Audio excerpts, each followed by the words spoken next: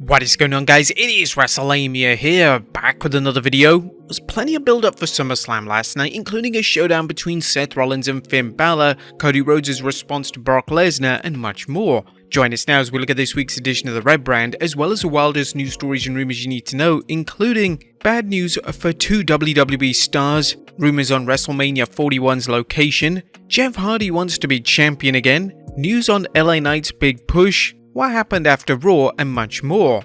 Be sure to subscribe and hit that notification bell for daily wrestling videos, and follow us on Facebook for exclusive lists. Also check out our new channel, Wrestlelamia Shorts. Now, as always, we won't recap the matches, but just look at the good, the bad, and the downright ugly. As always, we start off with the good is number 1, the Judgment Day destroys everyone.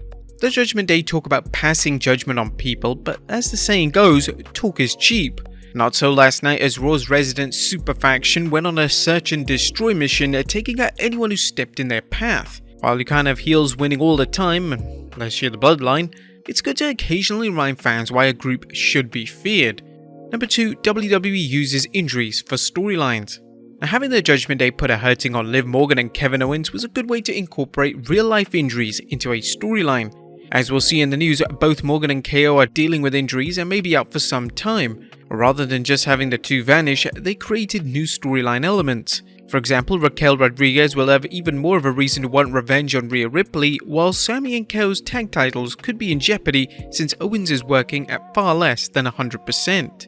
Number 3, plenty of variety on the card. Last night's Raw featured plenty of variety. While Raw was all about the Judgment Day, the WWE featured a variety of undercard talent, including Alpha Academy, as well as their new member Maxine, Tommaso Ciampa, Ricochet, Bronson Reed, Shinsuke Nakamura, and even an appearance by Apollo Crews.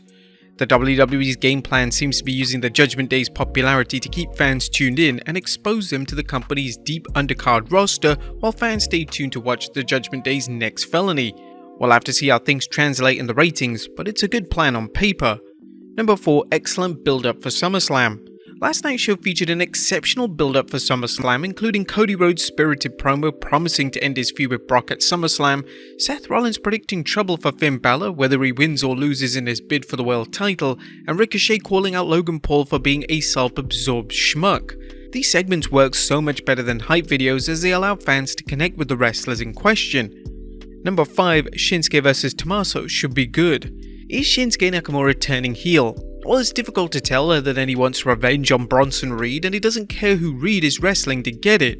Unfortunately, Ciampa warned Nakamura not to interfere, and it looks like Tommaso and the King of Strong Style are headed on a collision course, a situation which should be a win-win for fans.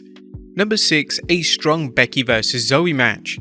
Last night's Becky vs Zoe grudge match was another strong match that shows Stark seems committed to making the most of our opportunity to wrestle one of the WWE's top talents. Many wrestlers who jump from NXT to the main roster meander for months or even years before getting a quality program, but Stark is getting the benefit of working alongside WWE Hall of Famer and a future Hall of Famer. Hopefully they'll give Stark something big after this program ends, as she's shown she can hang with the best of them.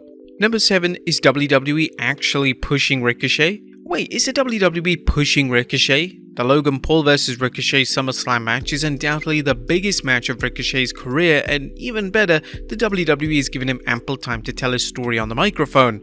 Ricochet fans have been disappointed before, such as his bout with Lesnar, or can we even call it a bout, but something seems different here, and no time for filler. Last night's Raw was the first show in several weeks where everything seemed to click together, with streamlined segments that transitioned smoothly from one to the next. There was no filler, and even when segments were short, such as Chelsea Green and Sonya Deville's attempt at getting an interview, they allowed superstars a moment to show their stuff. But that was a good. What about the bad? And there's not much. Shayna vs Ronda, when phoning it in is asking way too much. If Ronda Rousey wants to help her friend Shayna Baszler get over via a hot feud, she's certainly taking an odd approach to doing it. So far, the Rousey vs Baszler program has been so meh that we wonder why they just don't advance it through a social media meltdown. It seems unlikely fans are going to care about this match when it happens, or about Shayna Baszler after Ronda Rousey exits the WWE. Now, there was nothing downright ugly as Raw turned up the heat for an explosive night of action that should have fans eager to tune into next week and at SummerSlam, which isn't really far off. What'd you guys think of Raw last night? Let us know in the comments down below. Now let's move on to the news.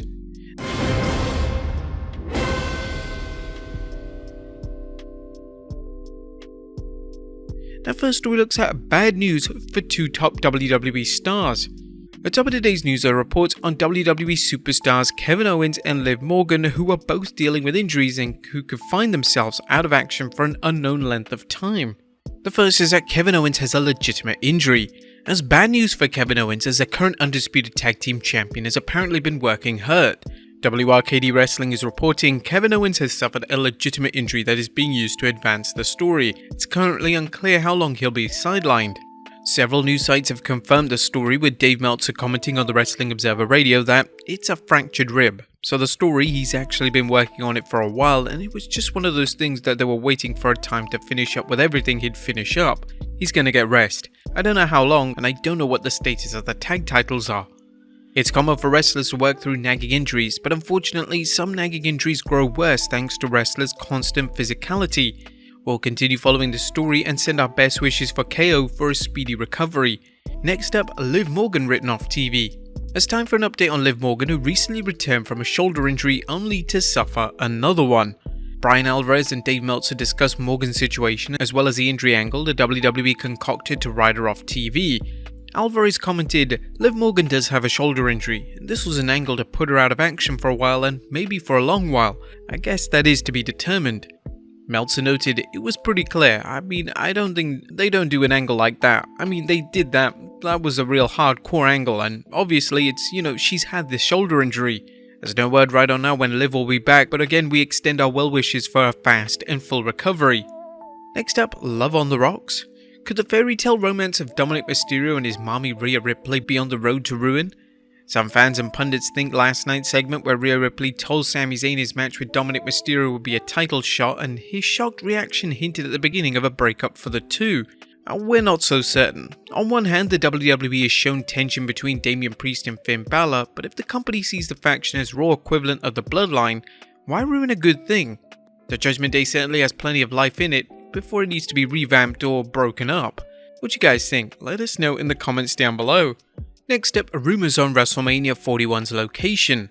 More rumors of where WrestleMania 41 could take place, as Fightful Select is reporting that it appears Minneapolis, Minnesota is the current favourite to host the 2025 Showcase of the Immortals.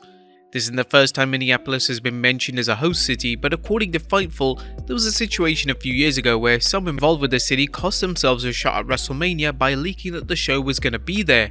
If they host Mania, Fightful reports US Bank Stadium will be the location, as temperature and baseball season could prevent the possibility of Target Field. US Bank Stadium has a dome and seats well over 73,000 for Minnesota Vikings football team. WWE told us they view US Bank Stadium as a world-class venue and have heard that they're getting more aggressive in getting non-Vikings related events in the huge stadium. Now, it's too early to tell whether the 2025 show of shows will take place, but we will continue monitoring it.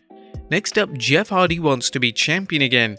How much longer will Jeff Hardy wrestle for? As wrestling's charismatic enigma recently spoke on the Muscle Man Malcolm show, revealing a major goal he intends to fulfill before hanging up his boots. It's the last run, the last good Hardy Boys run. I still have hopes deep within my soul that I'm going to have one more solo world championship title reign. As for when he thinks he'll retire, he noted, I have no idea. I'm a big believer that something could happen before I get home tonight that would end my career. It's the little things that kill sometimes. I can put a number on it, but I feel like I'm going to be rocking until I'm 50. I'm 45 now. Between now and 50, I think I'm going to create many more moments. Would you guys like to see Jeff Hardy as champion again? Let us know in the comments down below. Next up, will LA Knight appear at SummerSlam? Is LA Knight appearing at SummerSlam?